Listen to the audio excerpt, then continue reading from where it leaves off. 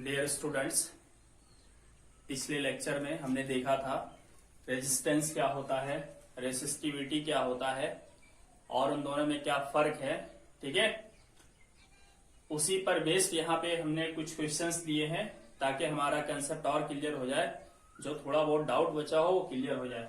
ठीक है, तो चलिए कुछ क्वेश्चंस है हम देख लेते हैं, इसके बाद न्यूमेरिकल्स देखेंगे। ठीक है, पहला क्वेश्चन है what happens to the resistance as the conductor is made thicker. अगर किसी कंडक्टर को थिक बनाया जाए, यानी कि उसकी थिकनेस बढ़ा दी जाए, अगर उसे मोटा कर दिया जाए तो रेजिस्टेंस क्या होगा। तो सिंपल है, हमने क्या पढ़ा था कि resistance is inversely proportional to area of cross section.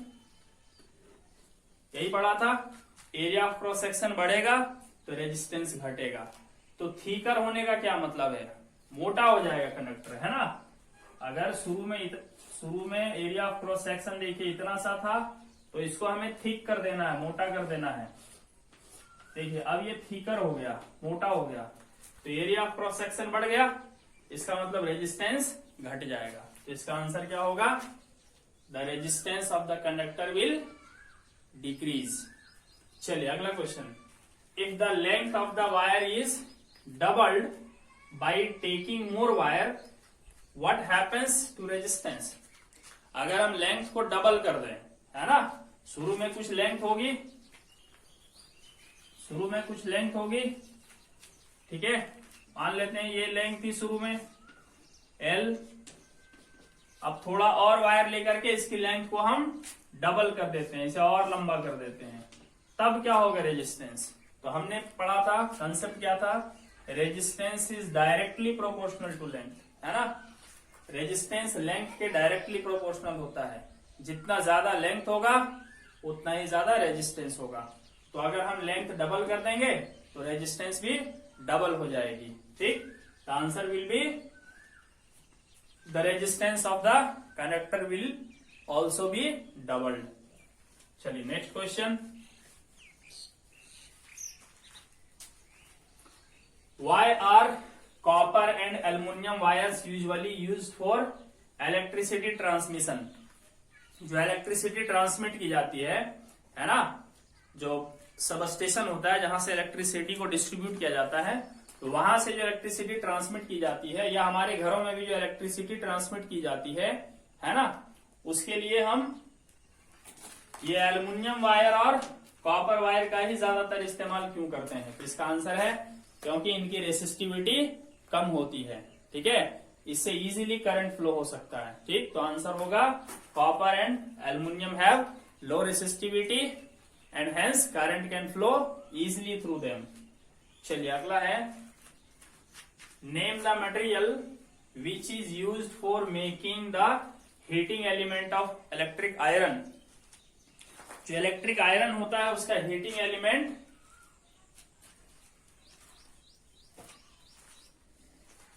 जिस चीज से बनता है उसका नाम पूछा गया है। ठीक है, तो हीटिंग एलिमेंट इलेक्ट्रिक आयरन का किससे बनता है, कोई एलॉय से बनता है, सबसे ज्यादा नाइक्रोम यूज होता है। तो आंसर क्या होगा, नाइक्रोम।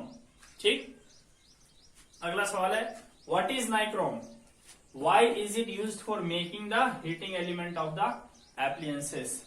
नाइक्रोम क्या है और इसका इस्तेमाल एप्लियंसेस के हीटिंग एलिमेंट बनाने में क्यों किया जाता है। ठीक, तो नाइक्रोम एक अलॉय है। ठीक है, what is nichrome, nichrome is an alloy, it is used for making the heating element of the appliances because it's resistivity is high, है ना।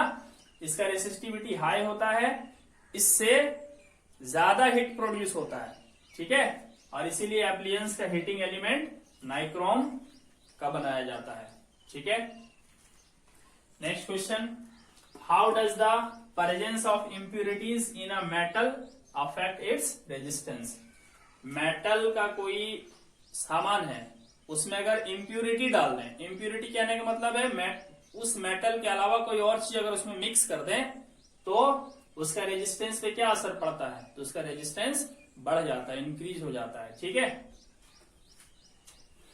Right an expression for resistivity and it's SI unit. Resistivity का expression लिखना है और इसका ऐसा unit. तो resistivity का एक्सप्रेशन क्या होता है, resistivity equal to RA by L होता है। ठीक है, R यहाँ पे रेजिस्टेंस है, A area of cross section है और L length of the conductor है। ठीक, और इसकी एसआई यूनिट की बात करें तो वो होता है ओम मीटर। ठीक, एसआई यूनिट होती है ओम मीटर। चलिए अगला क्वेश्चन है, the resistivity of copper, Cu copper का सिंबल होता है, copper is 1.69 into 10 to the power minus 8 ohm metre. What do you mean by it, है ना।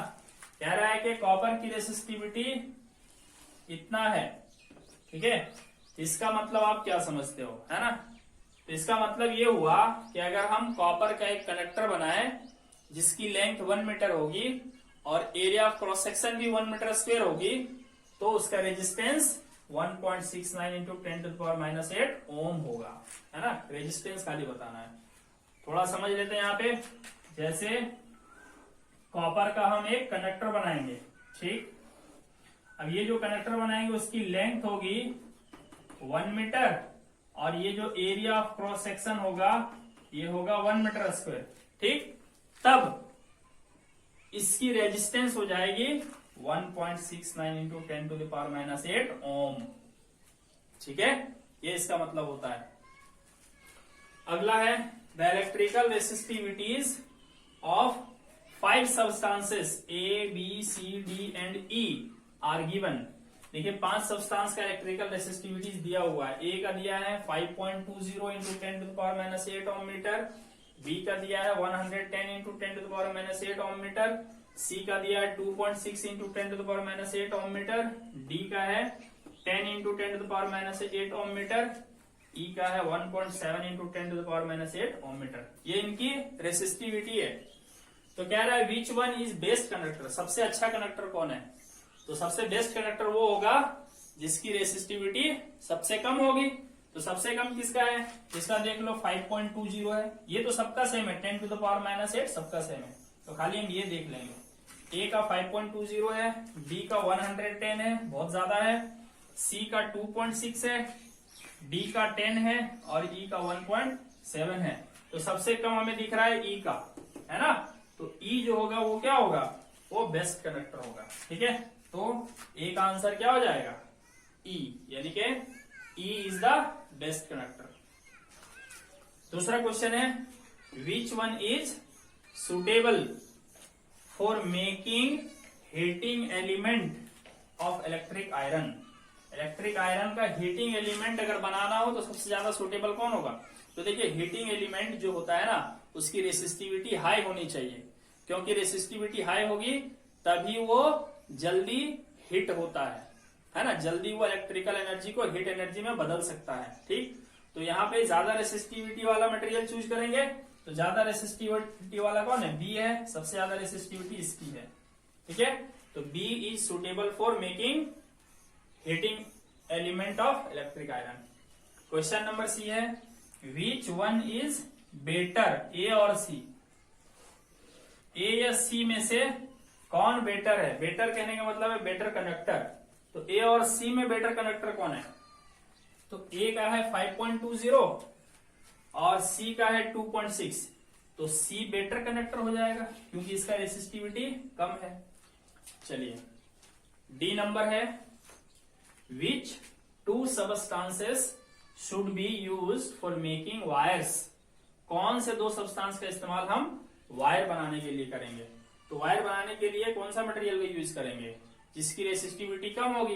यानी कि हम यूज करेंगे सी का यूज करेंगे। ठीक, सी का यूज करेंगे और किसका यूज करेंगे, ई का यूज करेंगे, क्योंकि इन दोनों की रेसिस्टिविटी कम है। सवाल ये भी है कि क्यों, इन्हीं का इस्तेमाल क्यों करेंगे। तो वही आंसर है, क्योंकि इनका रेसिस्टिविटी कम है।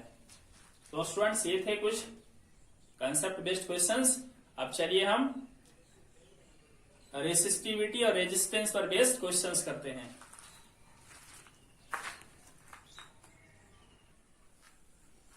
तो क्वेश्चन है students, a wire is 1 metre long, 0.2 millimetre in diameter, and has a resistance of 10 ohm. Calculate the resistivity of its material. हमें यहाँ पे रेसिस्टिविटी कैलकुलेट करनी है, ठीक है। तो समझ लेते हैं हम लोग प्रॉब्लम क्या है। इस तरह का वायर है, इसकी लेंथ है 1 मीटर, इसका एरिया ऑफ क्रॉस सेक्शन मालूम नहीं है लेकिन डायमीटर मालूम है। देखिए ये वाला, ये जो डायमीटर है ना, ये मालूम है 0.2 मिलीमीटर, ठीक, ये डायमीटर है। और इसका रेजिस्टेंस भी पता है 10 ओम, ठीक। हमें कैलकुलेट करना है इसकी रेसिस्टिविटी, ठीक। तो फॉर्मूला क्या होता है रेसिस्टिविटी का? रेसिस्टिविटी इक्वल टू क्या होता है? देखिए रेजिस्टेंस इक्वल टू होता है रो एल बाई ए, ठीक। यहां से आप डिराइव कर सकते हो। रेसिस्टिविटी इक्वल टू क्या हो जाएगा? देखिए ए आर के साथ मल्टीप्लाई हो जाएगा और एल इधर आके डिनोमिनेटर हो जाएगा, ठीक। तो रेसिस्टिविटी के लिए हमें रेजिस्टेंस चाहिए जो कि मालूम है 10 ओम, लेंथ चाहिए जो कि मालूम है 1 metre, area of cross section चाहिए। तो वायर का जो एरिया ऑफ क्रॉस सेक्शन होता है, कोई भी वायर आप देखोगे ना तो उसका area of cross section circular होता है।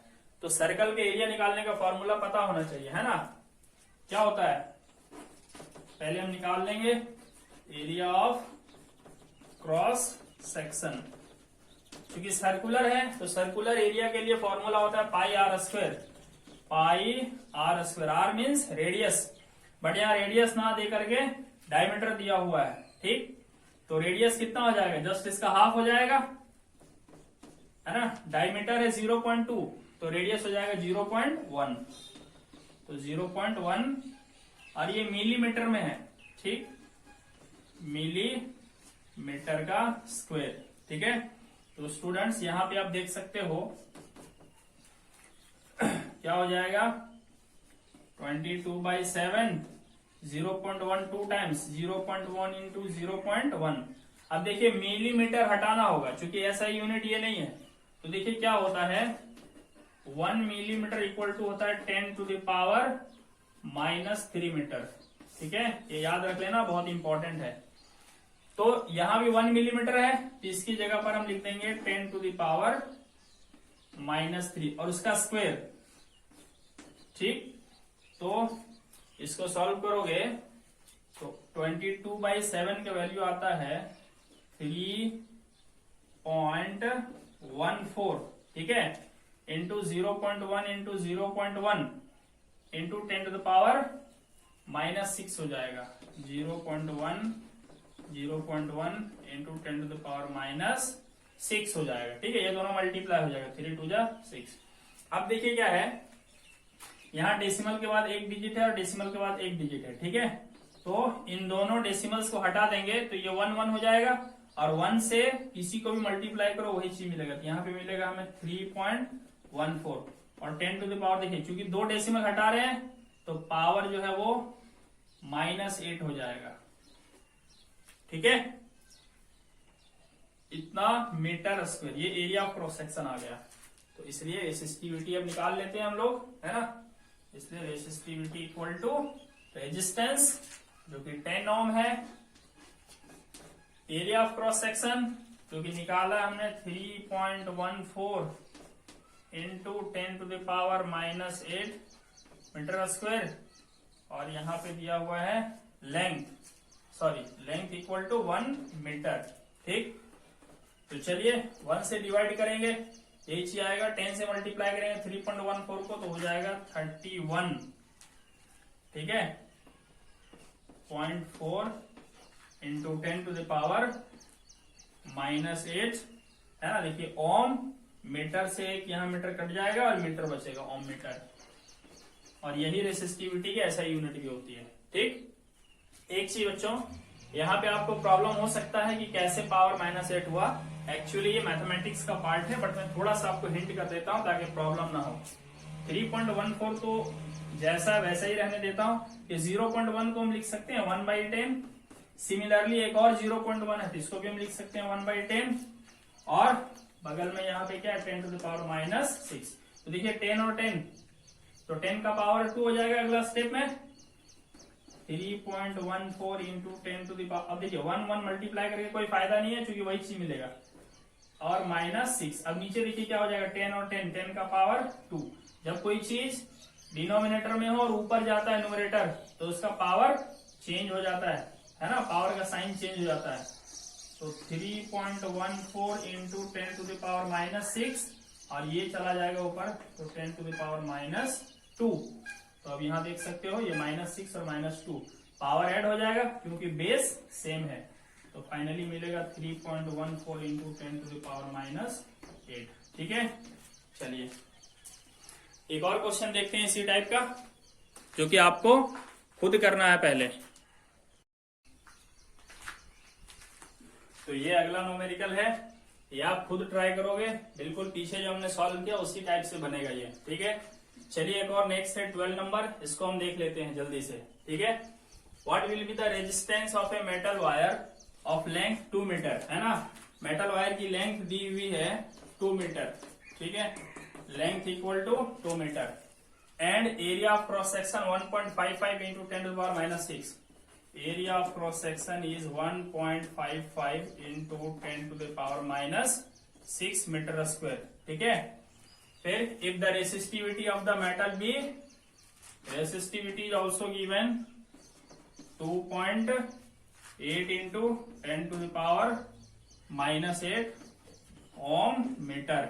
हमें क्या निकालना है, रेजिस्टेंस। फॉर्मूला क्या होता है, resistance equal to resistivity into length of conductor divided by area of cross section of the conductor. Resistivity की बस कुछ नहीं, डाटा पुट करना है और आंसर निकाल देना है। 2.8 into 10 to the power -8 ohm metre, length यहाँ पे दिया हुआ है कितना, 2 metre, divided by area of cross section 1.55 into 10 to the power -6 metre square. ठीक है, ये देखिए मीटर से मीटर कट गया, मीटर स्क्वायर कट गया। ठीक है, करना को 10 टू द पावर देखिए -8 है और ये -6 ऊपर जाएगा तो क्या हो जाएगा यहाँ पे 2. अगर हम डेसिमल हटा दें तो लिख सकते हैं यहाँ पे 280 डिवाइडेड बाई 155। ठीक, क्योंकि नीचे से 2 डिजिट हटाया हूं तो ऊपर से भी 2 डिजिट हटाना पड़ेगा। यहाँ एक ही डिजिट है तो एक एक्स्ट्रा 0 रखना पड़ेगा। ठीक है, और इंटू 10 टू द पावर देखिए -8 है यहाँ पे, और ये -6 ऊपर जाके क्या हो जाएगा, +6 हो जाएगा। ठीक, और ओम बचेगा।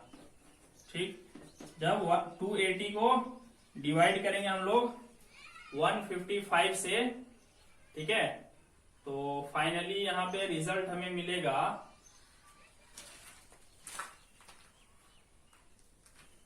यहाँ 2 छूट गया है। ठीक है, इंटू 2 अब हो जाएगा 10 टू द पावर -8 +6, तो 28 टू 56 है ना, इतना डिवाइडेड बाई 155 इंटू, अब देखिए 10 टू द पावर -8 और +6 क्या बचेगा, -2। ठीक, 560 को 155 से डिवाइड करेंगे तो आएगा 3.6 है ना, 155 का table 3 time 3.6 into 10 to the power -2 ohm बचेगी यूनिट खाली, है ना। यहाँ पे सब कट गया था, खाली ओम बचेगा।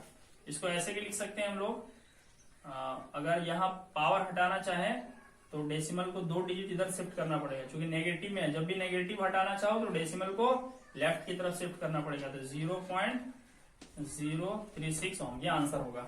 ठीक है, चलिए नेक्स्ट क्वेश्चन हम लोग देखते हैं।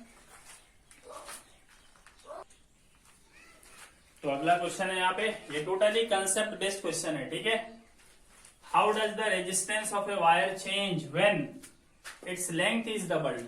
ठीक है, अगर लेंथ डबल कर दें तो वायर का रेजिस्टेंस किस तरह से चेंज होगा, तो क्या होगा इसका आंसर, वो भी डबल हो जाएगा।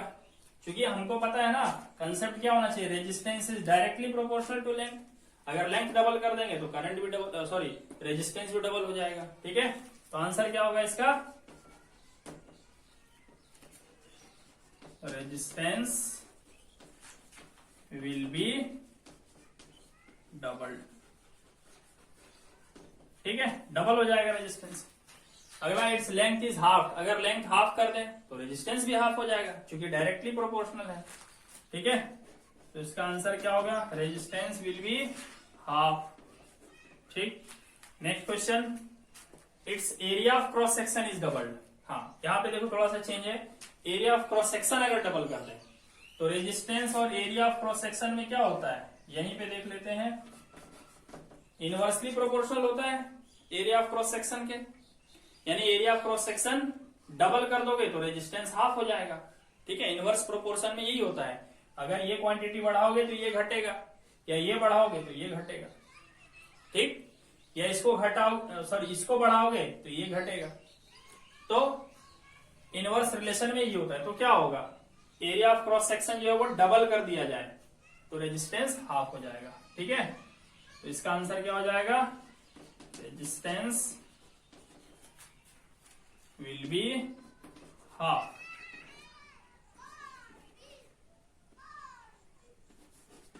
आधा हो जाएगा रेजिस्टेंस, जितना रहेगा इनिशियली उसका आधा हो जाएगा। अगला कह रहा है area of cross section is half, अगर area of cross section half कर दें तो रेजिस्टेंस डबल हो जाएगा। ठीक है, तो रेजिस्टेंस विल बी डबल।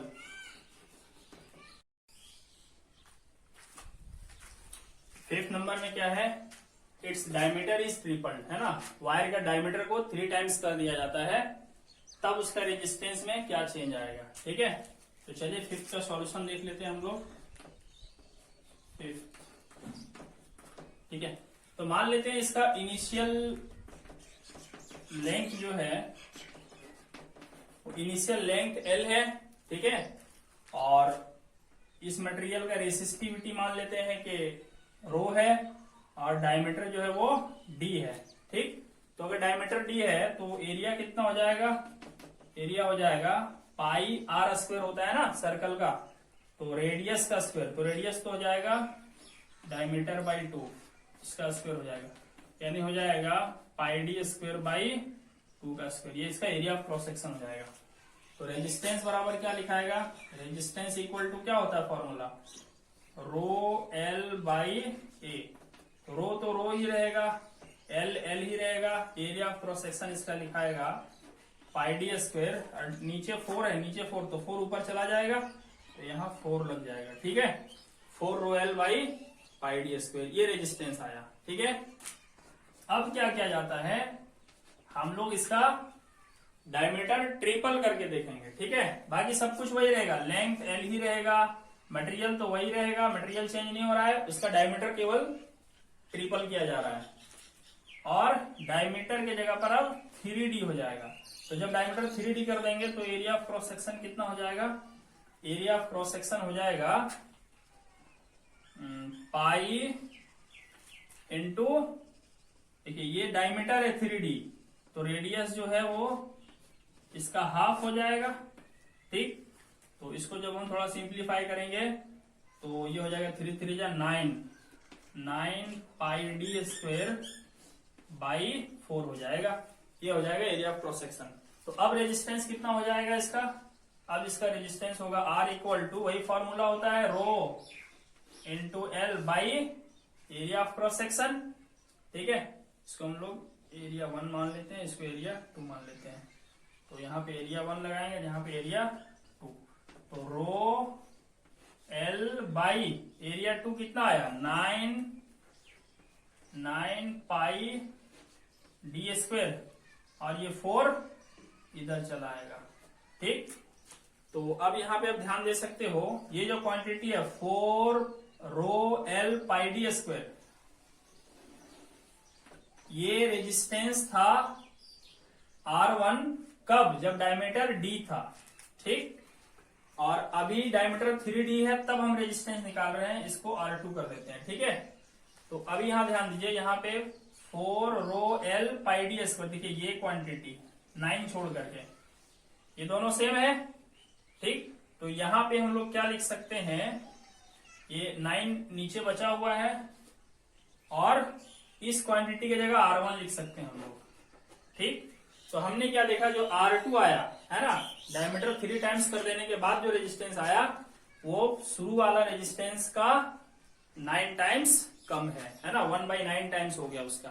ठीक है, तो क्या हो गया कि डायमीटर अगर ट्रिपल कर दिया गया तो रेजिस्टेंस कितना हो जाएगा, रेजिस्टेंस विल बी 1/9 टाइम्स। ठीक, यानी कि इसका शॉर्टकट ये हुआ कि डायमीटर जितना गुना बढ़ा दो उसका स्क्वायर करके और उसको डिनोमिनेटर में लगा दो तो उसका नया रेजिस्टेंस मिल जाएगा। मतलब अगर यहाँ पे डायमीटर अगर 4 टाइम्स कर दिया गया होता तो रेजिस्टेंस कितना हो जाता, 1/4 का स्क्वायर कितना होता है 16, यानी कि 1/16 टाइम्स हो जाता। अगर डायमीटर डबल कर दें तो रेजिस्टेंस कितना हो जाएगा, डबल, यानी 2 का स्क्वायर करो 4, तो 1/4 टाइम्स हो जाएगा नया वाला रेजिस्टेंस। इसी तरह यहाँ पे है 6 नंबर। ठीक है, 6 नंबर में क्या कह रहा है, इट्स डायमीटर इज हाफ। अगर उसका डायमीटर हाफ कर दें तो रेजिस्टेंस कितना होगा, ये आप खुद ट्राई कीजिएगा। इसी तरह प्रोसेस है, खाली डायमीटर को आप पहले डी रखिएगा, अगला टाइम में d/2 कर दीजिएगा, है ना, क्योंकि हाफ किया जा रहा है। देखिएगा क्या रिजल्ट आना चाहिए। ठीक है, ऐसा आंसर बता देता हूँ, रेजिस्टेंस डायमीटर हाफ कर देंगे तो रेजिस्टेंस 4 टाइम्स बढ़ जाएगा। चलिए, तो आज हम अब नेक्स्ट टॉपिक देखेंगे, कॉम्बिनेशन ऑफ रेसिस्टर्स।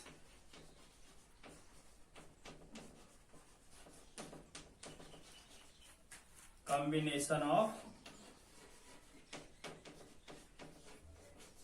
रेसिस्टर्स। अभी तक क्या है, हम लोग जान रहे थे रेसिस्टर एक ऐसा मटेरियल होता है ना, जो कि चार्ज के या करंट के फ्लो को मॉडरेटली अपोज करता है। ठीक, और इस प्रॉपर्टी को हम रेजिस्टेंस कहते हैं। तो कई बार रेसिस्टर की जगह उसकी प्रॉपर्टी को ही लिख दिया जाता है, रेजिस्टेंस भी लिख दिया जाता है। हालांकि रेजिस्टेंस प्रॉपर्टी का नाम है, लेकिन कई बार रेसिस्टर्स ना लिख करके रेजिस्टेंस लिखा हुआ रहेगा, उसका मतलब भी आपको रेसिस्टर ही समझना है। ठीक, तो रेसिस्टर्स को कैसे कंबाइन करेंगे, है ना। रेसिस्टर का सिंबल आपको बताया गया था, है ना, इस तरह का होता है। तो ये मान लो एक रेसिस्टर है R1 जिसकी रेजिस्टेंस R1 है, एक दूसरा रेसिस्टर है इसका रेजिस्टेंस R2 है। ठीक, फिर इस तरह से एक तीसरा रेसिस्टर है जिसका रेजिस्टेंस R3 है। ये 3 रेसिस्टर्स हैं। ठीक, अब क्या है, एक और चीज थोड़ा सा यहाँ पे बता दूं आपको, रेसिस्टर्स करता क्या है ना। तो रेसिस्टर्स का काम होता है, resistors regulates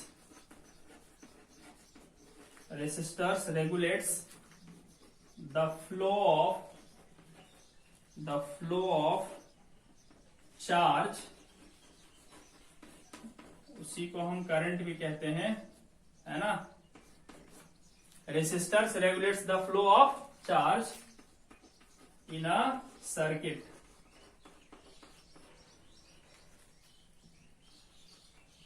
and thus it reduces current। ये क्या करता है, रेसिस्टर सर्किट में जो चार्ज फ्लो होता है या करंट फ्लो होता है उसको ये रेगुलेट करता है, उसको ना कम करता है। ये है ना, रेसिस्टर का काम ही हम लोग जानते हैं, रेजिस्टेंस लगाना, उसको कम करता है। ठीक है, इससे क्या है कि करंट कम हो जाता है सर्किट के अंदर। ठीक है, हमें करंट कम करने की क्या जरूरत होती है, तो जरूरत ये होती है कि अगर बहुत ज्यादा करंट सर्किट में फ्लो होने लगेगा तो जो एप्लियंस हम सर्किट में कनेक्ट करके रखेंगे, जैसे टीवी कनेक्ट करके रखेंगे, रेफ्रिजरेटर कनेक्ट करके रखेंगे, वो सब हमारा डैमेज हो जाएगा।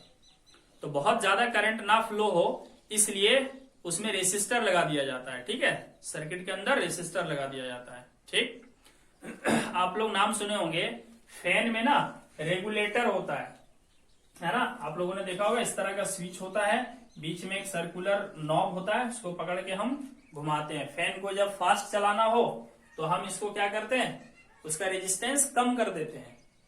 ठीक है, असल में उसका नाम मार्केट में रेगुलेटर कहा जाता है, फैन रेगुलेटर। एक्चुअल में वो किस चीज को रेगुलेट करता है, वो करंट के फ्लो को रेगुलेट कर देता है। यानी कि आपको जब फैन स्लो चलाना है तो इसको घुमा के और उसका रेजिस्टेंस बढ़ा देते हैं, और स्लो चलाना है तो और रेजिस्टेंस बढ़ा देते हैं हम लोग, ठीक है। तो और कम करंट फ्लो होने लगता है सर्किट में। इस तरह से रेगुलेटर का काम होता है सर्किट में करंट के अमाउंट को कंट्रोल करना, रेगुलेट करना, ठीक है। तो चलिए हम इन्हीं रेसिस्टर्स के कॉम्बिनेशन के बारे में जानते हैं, ठीक।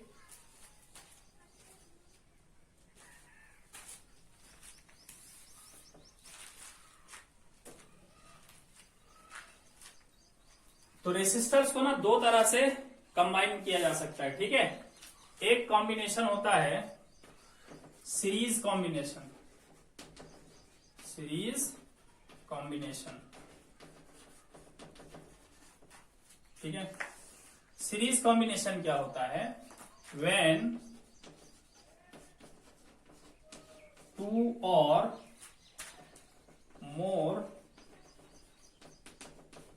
resistors are connected end to end, ठीक है, with each other, end to end with each other, then this combination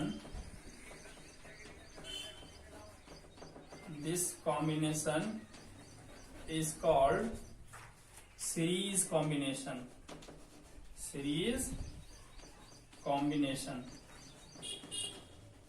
ठीक है। जब दो या दो से ज्यादा रेसिस्टर्स को किस तरह से कनेक्ट करते हैं? एंड टू एंड, है ना, एंड टू एंड कनेक्शन किया जाता है तो हम इस तरह के कॉम्बिनेशन को सीरीज कॉम्बिनेशन कहते हैं। देखिए फिगर से क्लियर हो जाएगा। जैसे ये वाला रेसिस्टर हम लाते हैं, ठीक, R1 को, और यहां पे रखते हैं। अब इसका ये जो किनारा है, ठीक है, इस एंड से हम क्या करेंगे? दूसरा वाला जो रेसिस्टर है ना, दूसरा वाला रेसिस्टर जो है उसके किनारे को हम यहां लाके जोड़ देंगे। तो ये एंड टू एंड कनेक्शन हो गया। फिर अगर हमें तीसरा जोड़ना हो ये वाला रेसिस्टर तो उसको भी यहां लाएंगे, ठीक है, और इसका भी एंड लाके यहां जोड़ देंगे। तो इस तरह से जब हम कनेक्शन करते हैं तो हम कहते हैं कि सीरीज कॉम्बिनेशन हुआ है, ठीक है, यानी कि R1, R2 और R3 सीरीज में कनेक्टेड है, ठीक है। दूसरे तरह का कॉम्बिनेशन होता है parallel combination, parallel combination. Parallel combination क्या होता है देख लेते हैं। When two or more resistors are connected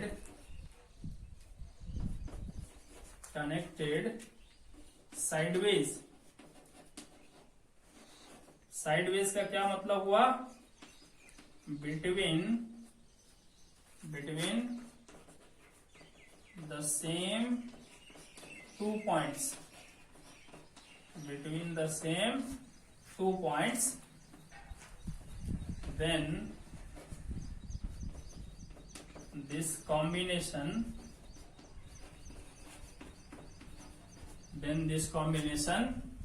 is called parallel combination, parallel combination, ठीक है। इसको भी हम समझ लेते हैं। देखो क्या कह रहा है, जब दो या दो से ज्यादा रेसिस्टर्स को साइडवेज कनेक्ट करते हैं, साइडवेज का मतलब सेम दो पॉइंट के बीच कनेक्ट करेंगे तो हम उसे क्या कहेंगे?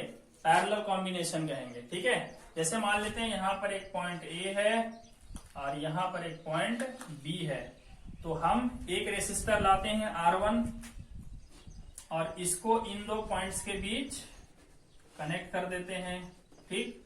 अच्छा, अब R2 भी हम इन्हीं दो पॉइंट के बीच में कनेक्ट करेंगे। देखिए इस तरीके से R2 को ऐसे कनेक्ट कर देंगे, ये R2 कनेक्ट कर दिया, क्या इन्हीं दो पॉइंट्स के बीच में किया है हमने? यस, देख सकते हो। ये कंफ्यूज नहीं होना है कि यहाँ पे तो सीधा सीधा है, यहाँ सर ने ऐसे घुमा दिया। एक्चुअल में ये क्या होता है? ये तो वायर होता है, ठीक, उसे आप बेंड कर सकते हो ऐसे, ठीक। फिर R3 को भी जोड़ सकते हैं। चलो R3 को यहां ला करके ऐसे जोड़ देंगे, ठीक है। तो यहां पर हमने क्या किया है, ये रेजिस्टेंस 1 को, रेजिस्टेंस 2 को, रेजिस्टेंस 3 को हमने सेम 2 पॉइंट के बीच कनेक्ट किया है। तो ये कॉम्बिनेशन क्या कहलाएगा, पैरेलल कॉम्बिनेशन कहलाएगा, ठीक है। अब चलिए हम देखते हैं कि अगर रेजिस्टेंसेस को, है ना, सीरीज में जोड़ दें तो ये तीनों मिलकर किस तरह रेजिस्टेंस लगाते हैं। ये तीनों को सीरीज में जोड़ने से टोटल रेजिस्टेंस जो आएगा, तीनों का जो रिजल्टेंट रेजिस्टेंस आएगा वो घटेगा या बढ़ेगा, ठीक है, कम होगा या ज्यादा होगा, अब हम ये देखेंगे, ठीक है।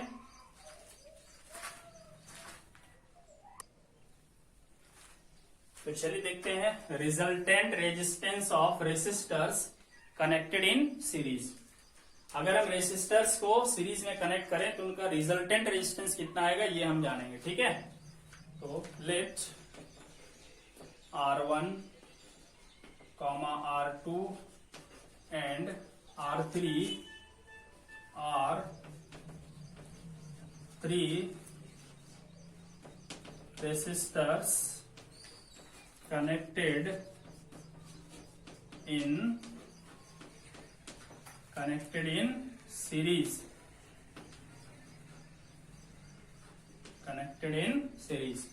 ठीक है। 3 रेसिस्टर्स लेते हैं हम लोग, उन्हें सीरीज में कनेक्ट कर देते हैं, ठीक है। चलिए ये मान लेते हैं फर्स्ट रेसिस्टर है, इसके साथ एंड टू एंड कनेक्शन कर देंगे दूसरे रेसिस्टर का, और इसी के साथ एंड टू एंड कनेक्शन कर देंगे तीसरे रेसिस्टर्स का। ये तीनों क्या हो गए, सीरीज में कनेक्ट हो गए, ठीक।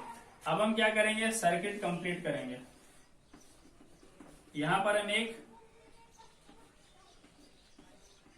बैटरी लगा देते हैं, ठीक है, और बैटरी का पोटेंशियल डिफरेंस जो है वो V है, ठीक। यहां पर हम एक स्विच लगा देते हैं, ठीक। ये सर्किट को हमने कंप्लीट कर दिया, ठीक है। लेट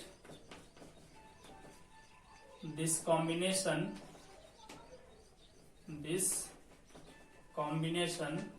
किसको कहेंगे, ये तीनों को मिलाकर जो मिला है उसे हम कॉम्बिनेशन कहेंगे। Let this combination of resistors is connected to a battery of potential difference V, ठीक है। पोटेंशियल डिफरेंस V वाले बैटरी से इस कॉम्बिनेशन को हमने कनेक्ट कर दिया, ठीक है। तो स्टूडेंट्स क्या होगा, यहाँ पे जब हम इसको कनेक्ट कर देंगे ना तो इसमें से क्या होने लगेगा, करंट फ्लो होने लगेगा, ठीक है। कुछ करंट फ्लो होने लगेगा, मान लेते हैं वो करंट क्या है, I है, ठीक है। So that current I flows in the whole circuit। पूरे सर्किट में कितना करंट फ्लो होने लगता है, I। अब देखो क्या होगा, जो हम पोटेंशियल डिफरेंस V अप्लाई करेंगे, ये पोटेंशियल डिफरेंस क्या होगा कि जैसे जैसे हम लोग पॉजिटिव टर्मिनल से नेगेटिव टर्मिनल की तरफ बढ़ते चले जाएंगे तो पोटेंशियल डिफरेंस जो होता है वो ड्रॉप करने लगता है, पोटेंशियल जो है वो घटने लगता है। घटता क्यों है, रेजिस्टर के रेजिस्टेंस की वजह से, है ना। रेजिस्टर जो रेजिस्टेंस लगाता है उसकी वजह से पोटेंशियल जो है वो घटने लगता है। जैसे यहाँ पे हाई पोटेंशियल होगा, यहां से यहां तक जब हम आएंगे तो यहां तक तो पोटेंशियल बिल्कुल ड्रॉप नहीं करेगा, क्योंकि हम मान लेते हैं कि कंडक्टर्स का जो रेजिस्टेंस होता है वो नेग्लिजिबल होता है, तो यहां से यहां तक पोटेंशियल घटेगा नहीं। कुछ पोटेंशियल यहां ड्रॉप कर जाएगा, ठीक है, कुछ पोटेंशियल यहां आते आते कम हो जाएगा, फिर कुछ पोटेंशियल यहां कम हो जाएगा और कुछ पोटेंशियल यहां कम हो जाएगा, ठीक। और यहां आते आते क्या हो जाएगा, पोटेंशियल मिनिमम हो जाएगा, जीरो कह सकते हैं, जीरो हो जाएगा, ठीक है। तो चलिए इसके अक्रॉस कुछ पोटेंशियल होगा, पोटेंशियल डिफरेंस। तो मान लेते हैं ये वाला रेसिस्टर, इसके अक्रॉस पोटेंशियल डिफरेंस जो है वो V1 है, और R2 के अक्रॉस पोटेंशियल डिफरेंस मान लेते हैं V2 है, और R3 के अक्रॉस पोटेंशियल डिफरेंस मान लेते हैं हम लोग V3 है। ठीक, पोटेंशियल डिफरेंस मालूम कैसे करेंगे? वोल्ट मीटर कनेक्ट करके। ठीक है, यहां भी हम वोल्ट मीटर कनेक्ट कर देंगे, यहां भी। ठीक, late V1, V2 and V3 be the potential difference across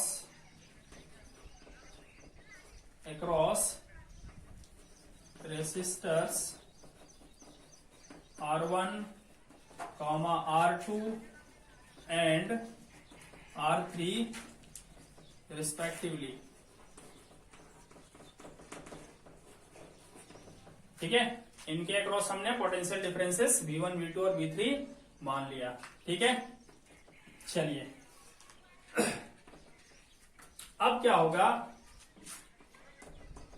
ये जो पोटेंशियल डिफरेंस V है यही तीनों जगह पे बट गया है, तो इसका मतलब क्या होना चाहिए? V इक्वल टू होना चाहिए V1 plus V2 plus V3 होना चाहिए। ठीक है, इसको मान लेते हैं इक्वेशन 1। ठीक, अच्छा, ये जो सर्किट है इसमें I करंट फ्लो हो रहा है और इस पूरे कॉम्बिनेशन के अक्रॉस जो पोटेंशियल डिफरेंस लगा हुआ है वो V लगा हुआ है, तो इस कॉम्बिनेशन का कुछ ना कुछ रिजल्टेंट रेजिस्टेंस आएगा, तीनों मिल करके कुछ ना कुछ रेजिस्टेंस लगाएंगे। तो चलिए हम उसको कुछ मान लेते हैं। Let capital R be the resultant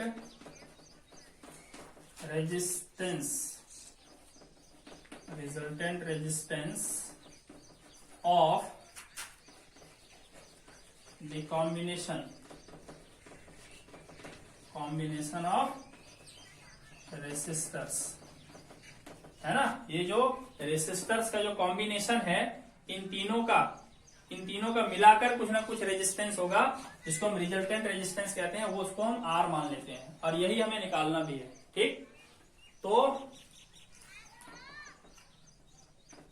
on applying Ohm's law to the combination,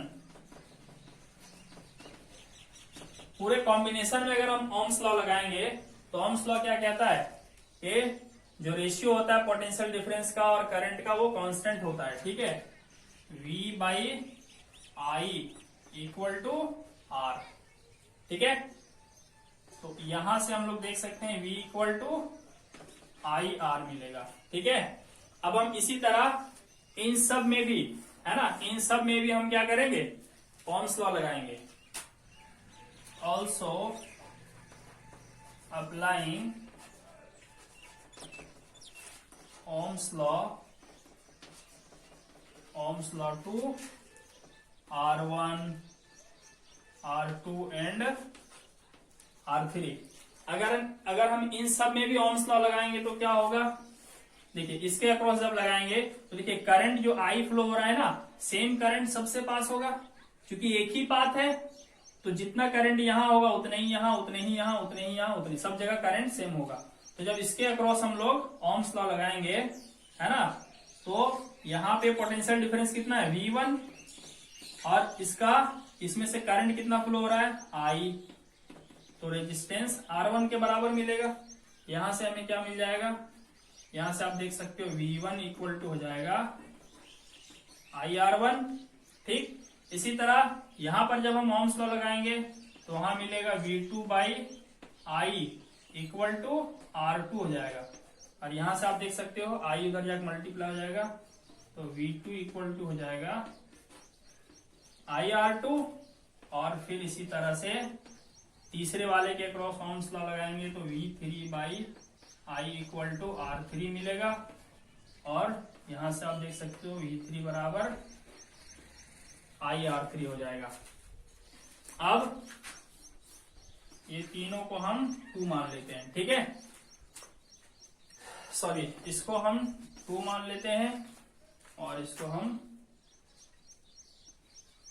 3 मान लेते हैं।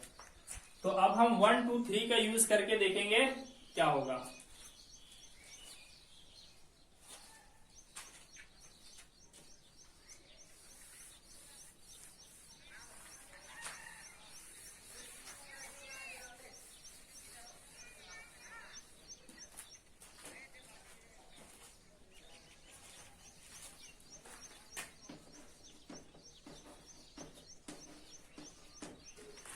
देखिए यहाँ पे v इक्वल टू हमारे पास क्या है आई आर, इस इक्वेशन में हम लोग रखेंगे, है ना, यूजिंग 1 2 एंड 3।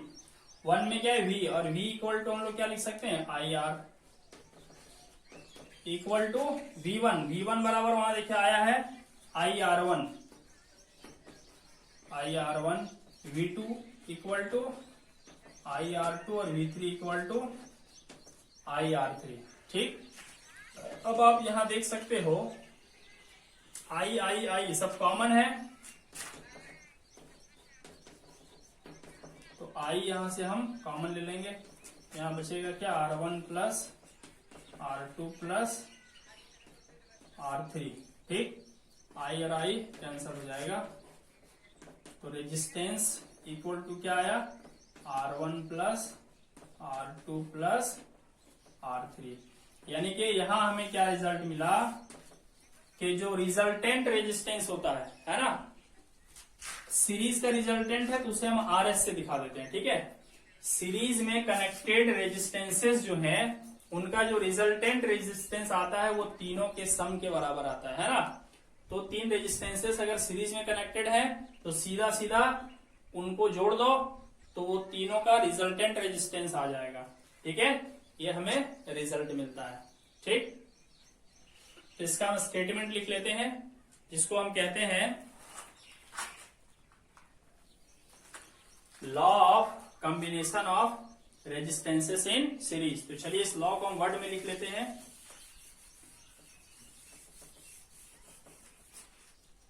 है ना, इसी को हम कहते हैं law of combination of resistances in series. ठीक है, और ये लॉ क्या कहता है, when a number of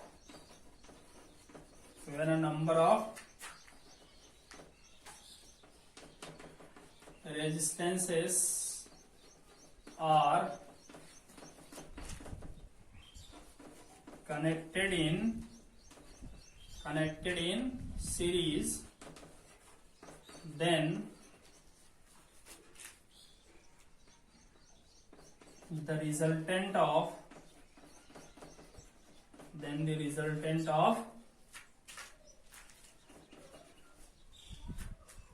resultant resistance, है ना, resultant resistance of the combination is equal to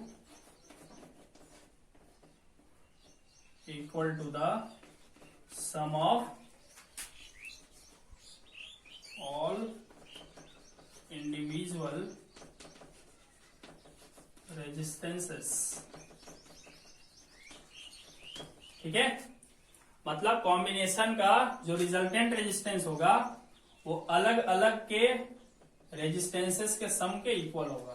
ठीक है, चलिए एक थोड़ा सा एग्जांपल ले लेते हैं इसी पर based.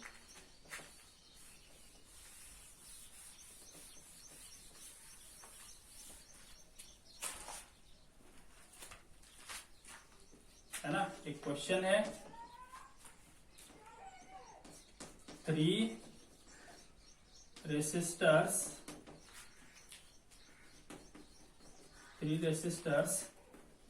of resistances 1 ohm, 2 ohm and 4 ohm are connected in series, then find their resultant resistance। ठीक है, तो सीरीज में कनेक्टेड है तो सीरीज का क्या फॉर्मूला होता है, सबका अलग अलग जो रेजिस्टेंस है उसको आप जोड़ दीजिए। तो एक का है 1 ओम, दूसरे का है 2 ओम, तीसरे का है 4 ओम। तो रिजल्टेंट का रेजिस्टेंस कितना हो जाएगा, 2 1 3 एंड 4 7 ओम हो जाएगा। ठीक है, मतलब सिंपली जोड़ देना, जब भी रेजिस्टेंसेस सीरीज में कनेक्टेड हो तो उसका रिजल्टेंट जानना हो तो सबको जोड़ दीजिए, तो रिजल्टेंट रेजिस्टेंस निकल आएगा। ठीक है, तो स्टूडेंट्स आज हम लेक्चर को यहीं कंप्लीट करते हैं। इसके बाद हम लोग देखेंगे अगले वीडियो में resultant resistance of resistors connected in parallel. ठीक है, जब पैरेलल में होगा तब उनका रिजल्टेंट किस तरह से आता है ये हम लोग देखेंगे, और फिर इन दोनों ही कॉम्बिनेशन पर बेस्ड बहुत सारे क्वेश्चंस का प्रैक्टिस करेंगे। और रेजिस्टेंसेस का कॉम्बिनेशन जो होता है ना, उनका रिजल्टेंट निकालना आना चाहिए आपको, क्योंकि उसके बगैर इलेक्ट्रिसिटी अधूरा हो जाएगा। जितना इंपॉर्टेंट ओम्स लॉ है उतना ही इंपॉर्टेंट कॉम्बिनेशन ऑफ रेजिस्टेंसेस का रिजल्टेंट निकालने आना चाहिए। ठीक है, वो भी उतना ही इंपॉर्टेंट है। तो नेक्स्ट वीडियो में फिर मिलते हैं। Thank you.